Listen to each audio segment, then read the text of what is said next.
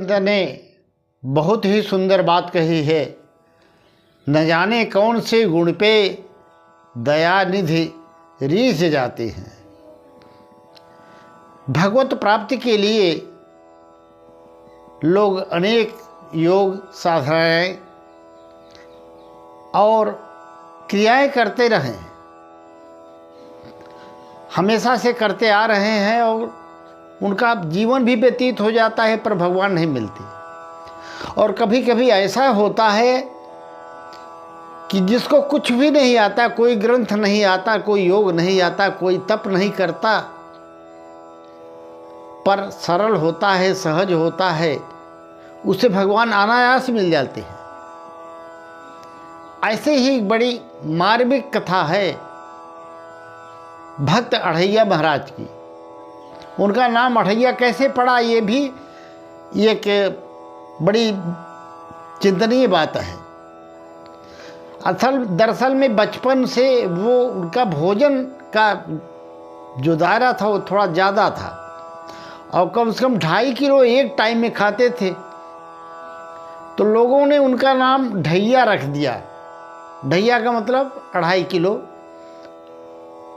अब उनको सब अढ़ैया अढ़ैया अढ़ैया अढ़ैया कहा करते थे। जब तक माता पिता घर पर रहे तो उनका गुजर बसर चलता रहा। भाई लोग भी नहीं बोलते थे, भौजाइयाँ भी नहीं बोलती थी। पर माता पिता के खत्म हो जाने के बाद अब वो सीधे साधे थे, उन्हें कोई काम की भी बहुत जानकारी नहीं थी। जो लोग कह देते थे घर वाले कर देते थे, नहीं तो खाते तो 2.5 किलो थे एक टाइम। अब जितना भोजन एक पूरा परिवार दिन भर में वो एक टाइम में खा जाते थे। परिवार वालों को क्रोध आया, उन्हें घर से निकाल दिया, चलो भागो, यहाँ तुम्हारा कुछ नहीं है।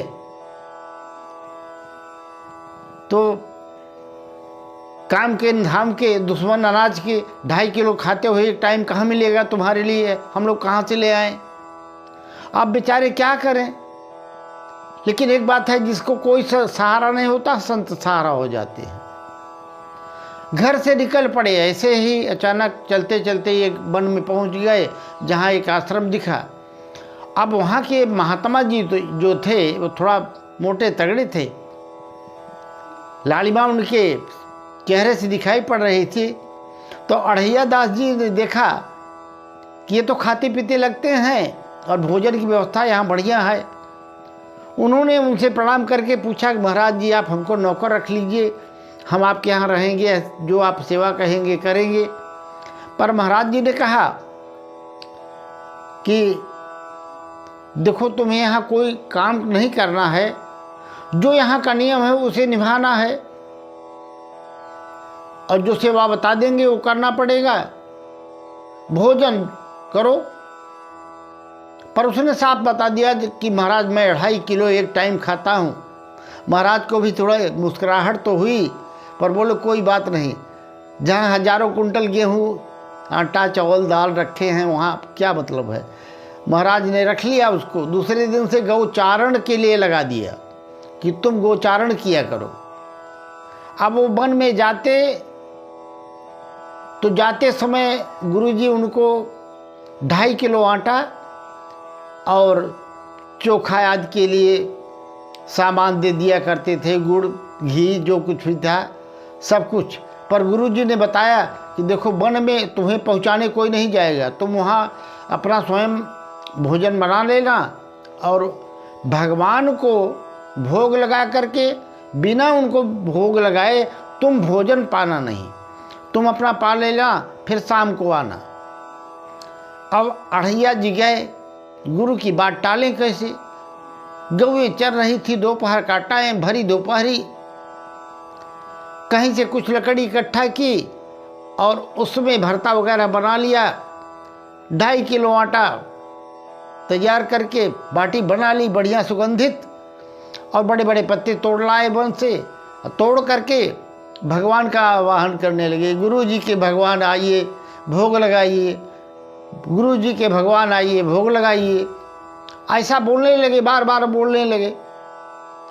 आँख मूंद लिया। बड़ी विचित्र लीला है। भगवान राम जी प्रकट हो गए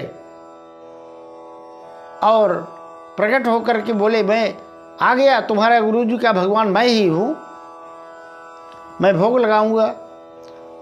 तो बोले, आप दूसरे पत्थर पर बना लीजिए, भोग लगाइए, मैं भी भोग लगाता हूँ। अब भगवान भी मस्खरी करते हैं, नहीं नहीं, ऐसे भोग नहीं लगता, तुम आंखें बंद करो और मैं भोग लगाऊंगा, उसके बाद तुम पाना। भगवान पूरा का पूरा भोजन समाप्त कर दिए। अब उस दिन तो वो बगैर खाया गया। अढ़ैया जी चले आए, शाम को आए, गुरु जी को बताया, दूसरे दिन जाने लगे तो बोले, देखिए गुरु जी, आपके भगवान तो पूरा का पूरा खा गए, मैं भूखा ही रह गया, हमको और चाहिए, हमको कम से कम 10 किलो के हिसाब से दीजिए। अब वो 10 किलो जब लेकर गए तो भगवान दूसरे दिन जब प्रकट हुए तो उनके साथ माँ जानकी भी थी। अढ़ैया जी ने कहा, मैंने आपको बुलाया था कि आप पत्नी से ही चले आए, पहले क्यों नहीं बताया कि पत्नी भी है? कल तो भूखा मार दिया, आज भी हम भूखे मर जाएंगे। भगवान मुस्कुराए, भोग लगाए, चले गए। तीसरा दिन इसी तरह क्रम चलता रहा। तो गुरु जी को बताया कि भगवान आते हैं, उनके साथ उनकी पत्नी भी आती है, पहले आपने नहीं बताया था। मैं तो भूखों मर रहा हूँ 2 दिन से, तीसरे दिन चौथे दिन तो मैं मर ही आऊँगा। गुरु जी को हंसी आई, उन्होंने कहा, जितना तुम्हें चाहिए उतना ले जाओ। पर गुरु जी के मन में एक शंका हुई कि क्या भगवान वास्तव में आकर खाते हैं अथवा ये झूठ बोल रहा है, इसकी परीक्षा लेनी चाहिए। तो गुरु जी परीक्षा लेने के लिए जब वो सामान लेके गौओं को लेकर जा रहा था तो पीछे पीछे गुरु जी भी गए, एक झाड़ी में छिप गए और झाड़ी में छिप करके सारा तमाशा देखने लगे। दोपहर को उसने भोजन बनाया और भगवान का आवाहन किया, गुरु जी के भगवान आइए और भोजन का भोग लगाइए, गुरु जी के भगवान आइए, भोग लगाइए। अब उसने 2 के हिसाब से भोजन तैयार किया था। अब बेचारा कमजोर भी हो गया था, तो उसने कहा, आज मैं भोजन बनाऊंगा नहीं, इनका क्या पता 2 आएंगे 3 आएंगे क्या आएंगे, आज ऐसे ही सामान रख दिया और बोलने लगा, गुरु जी के भगवान आइए, भोग लगाइए, गुरु जी के भगवान आइए, भोग लगाइए। इस तरह से कहता रहा। तो देखता क्या है, राम जी, माता जानकी, भरत, शत्रुघ्न, लक्ष्मण और हनुमान जी, सभी पूरा राम दरबार हाजिर हो गया।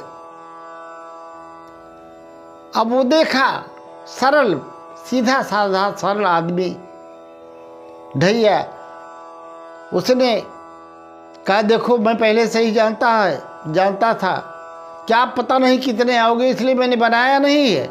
अब आप ही बनाओ, आप ही पाओ, उसके बाद हमको भी खिलाओ। भगवान बड़े खुश हुए अंदर अंदर, ऐसा सरल स्वभाव का भक्त जो मुझे अति प्रिय है वैसा मिल गया। अब बताइए, माता जानकी रसोई बना रही हैं, हनुमान जी सफाई कर रहे हैं, भरत जी लकड़ियां ले आ रहे हैं, लक्ष्मण जी रसोई में, बताइए अब माँ जानकी जो रसोई बनाए वो रसोई क्या रसोई जा सकती है, वो तो अमृत तुल्य हो जाती है।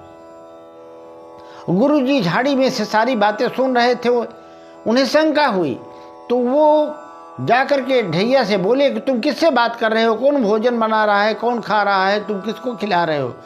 तो ढैया ने कहा, अरे भगवान हैं, आपके भगवान हैं, आप नहीं देख रहे हैं?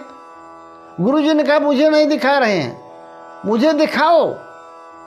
ढैया ने जिद कर लिया कि प्रभु, अगर आप मुझे दर्शन दे रहे हैं और सब कुछ कर रहे हैं तो हमारे गुरुजी को क्यों नहीं दिखाई पड़ रहे हैं? आप उनको दर्शन दीजिए, वरना न आप भोग लगाएंगे और न हम भोग लगाएंगे, आपके नाम पर देह त्याग कर देंगे। तो भक्त का भगवान कितना मानते हैं।